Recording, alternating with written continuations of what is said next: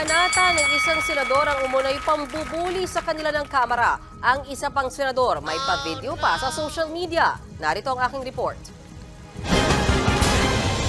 Walang pake? Walang ala? Ito ang tila pasaring ni Senadora Amy Marcos sa kamera sa gitna ng issue ng People's Initiative. Sa video, nag-alakupido siya at pinana ang isang lalaki sabay pakita ng papel na may mga pirma. Inilabas yan ni Senator Direct. Alam ko nagkakaano naman na tayo, nagkakausap tayo. Hindi mo naman pwedeng i-deny yan. We agree to disagree. Pero direct, hinahangaan kita doon sa mga video mo, lalong-lalo na yung babaeng nakadilat. Favorite ko yung pag ginagawan mo ng video. Alam ko, talento mo yan. Pero, this time, ang cheesy ng video mo, Mas baduy pa sa baduy. Fidela Jumalin, salamat po. Medyo bumaba ang level mo dito, Sayang, sayang. Pinilit ka ba? Pinilit ka ni Senator Amy?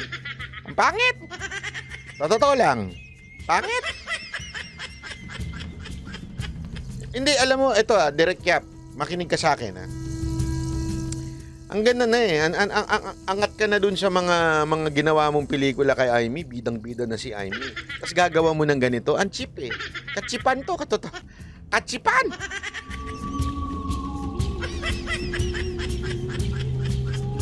Alam mo, it only shows na ang treatment ni Amy sa taong bayan, ang cheap. Yun ang totoo. Hindi, ako may suggestion lang ako sa'yo. Panalo na yung mga ginagawa mong video-video na inside mother, mga ganon, sinishare ko pa nga di ba? Kasi ang ganda Ang ganda nung approach. Huwag mo na isama si Amy. Panggulo sa eksena. Ang pangit. Senador yan hindi na maganda. Alam mo, unless nakakampanya na kayo ngayon. Kasi yung mga senador, yung mga politician, nagiging artista yan pagka-campaign Pagka hindi campaign, seryoso sila. Pero pagkakampanya na, lahat na gagawin nila. Para makuha ang atensyon ng taong bayan. Okay, sige, given. Pero ang aga naman ngayon. Tsaka hindi maganda. Alam mo yon, hindi talaga maganda. Direct Yap. Baguhin nyo, mag-usap kayo. Magkasundo kayo, sabihin nyo, Senator Amy, sabi ni Banat Bay, ang corny mo daw. Ganon, sabi mo, diretsuin mo. Gawan mo ng medyo maganda-ganda namang Kasi si Pangulong Duterte, ginawa rin naman yan Naalala nyo? Ano yung ginawa niya? Yung kasama si Robin, di ba? As in, ginawa naman nila yan tapos, di ba, meron pa siya doon sa bidyong huling Pasko nyo na to. Ayos Pero ito, anak ng wete. Sige nga tanungin ko kayo. Mga kababayan, sino sa inyo dito ang nagandahan sa pautot na to? Kahit maka-Senator Amy pa kayo, tanong nyo kay Joey, yung mga vlogger ni Amy. Hindi, alam mo, Senator Amy pa, pag kayo mga vlogger mo sinabing maganda to, ay, maniwala ka sa akin. Dahil bayad mo lang sila kaya sinasabing maganda sa ito.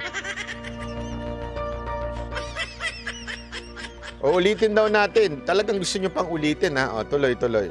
may pa-video pa sa social media. Narito ang aking report. Walang pake?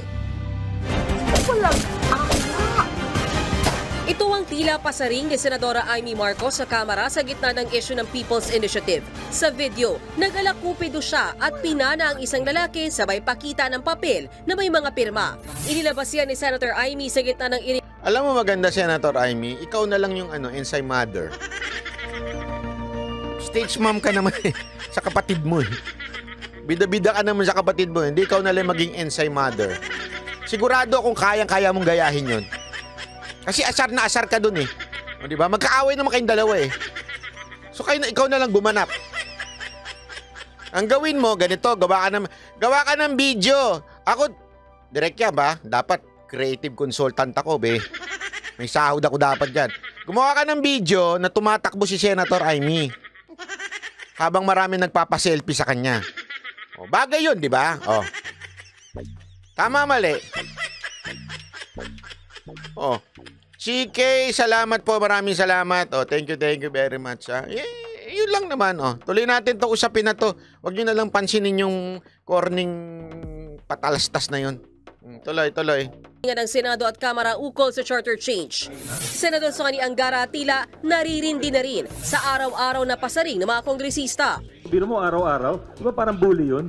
Inaaraw-araw kami parang, guys, mag-break naman, parang time out, magtrabaho naman tayo. Pag binubully ka na, hindi ka sasagot, di naman pwede. Akong author ng anti-bullying act sa House. Kaya hindi kami papayag. Buwelta pa ni Angara, bakit ang ingay ng Kamara? Sinisimula naman na ang pagdinig ng Senado. Actually, ngayon lang yan eh. Hindi nyo napansin. Ngayon lang yan kasip-sip. Itong mga sip-sip na to, dapat tanungin natin kung magkano ang budget nila eh.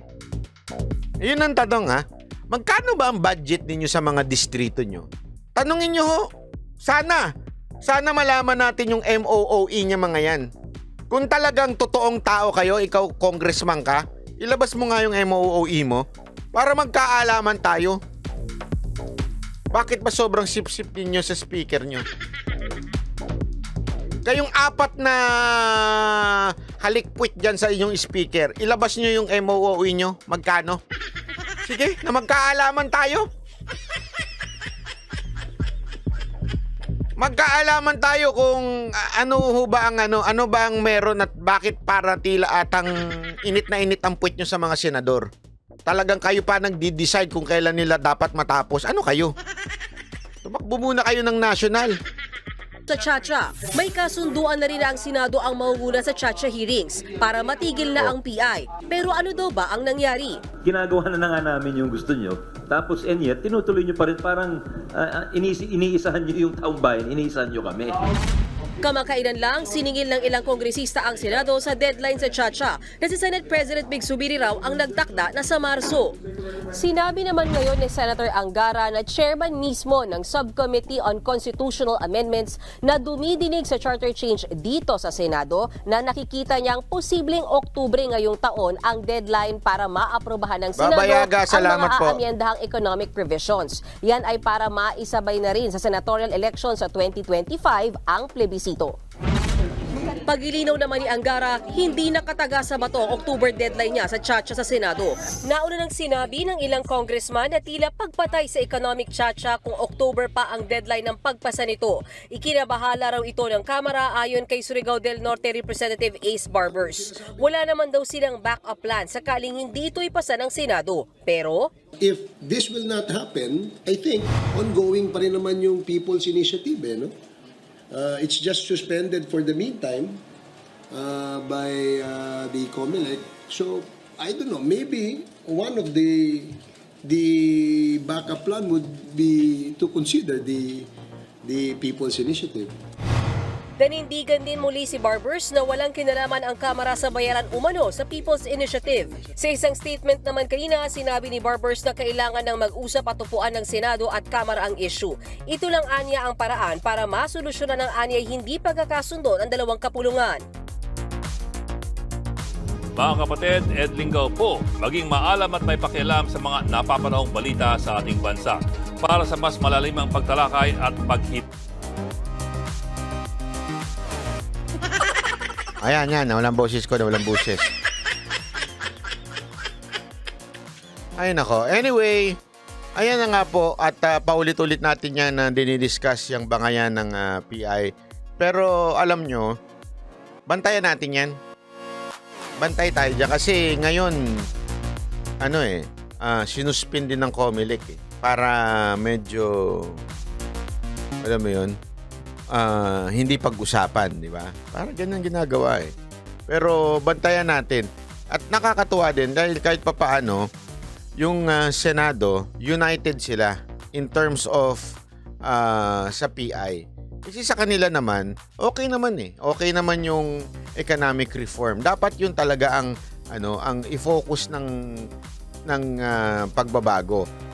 Ano ho ba ang pinagkaiba nun? Kasi dun sa PI, mawawala ang sa eksena ang Senate. Lahat ng desisyon ng Congress, yun ang matutupad. So, doon, delikado. Di ba? Kasi, ito lang, simple logic. Bakit gusto ng Kamara na mawalan ng kapangyarihan ng Senate mag-decide sa mga bagay-bagay? Yan o ang pinupunti rin ng PI. Pag yan o ay natapos. Bakit? Doon pa lang nakakatakot na. So, meron silang plano. Ito naman pong sa Senado, ako kahit papaano, kasi hindi naman talaga nila totally gusto ang pagbabago ng konstitusyon. Marami pa ho nga dyan ang medyo against pa eh.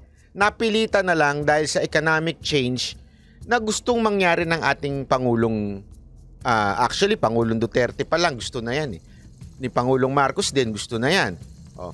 Kaya siguro napilitan na rin sila na magkaroon na ng economic reform pagdating po sa konstitusyon. So ako, okay na. Okay yan. As long as the Senate nandyan. Diba? Magkakaroon ng check and balance pag nandyan ng Senate. Pero sa PI, wala ho talaga. Mapapa-PI ka talaga. So napaka-obvious kung bakit ganun ang gustong gawin ng Kamara. O, antay na lang natin. Basta tayo, bantay lang ho tayo dyan sa PI. Dapat hindi matuloy ang PI. Kasi pag natuloy ang PI, ayon sa konstitusyon, the Speaker or the Senate President can call. So kahit sino sa kanila, kung inunahan na kagad ho ng Congress yan, wala na ho.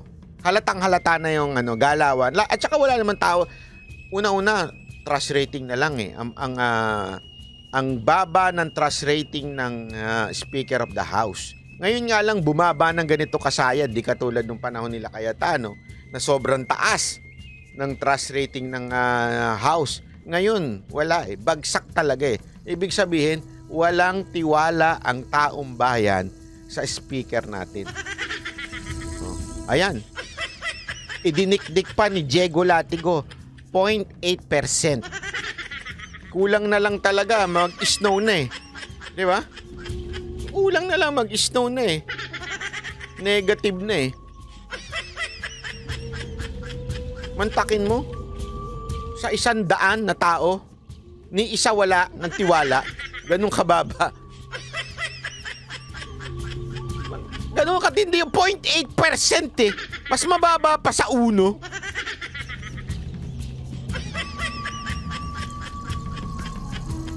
Di ba? Baka hindi pa yun. Baby pa yun. Yun lang yung nagsabing, Tapos hindi pa natin sure kung talaga sang-ayon siya.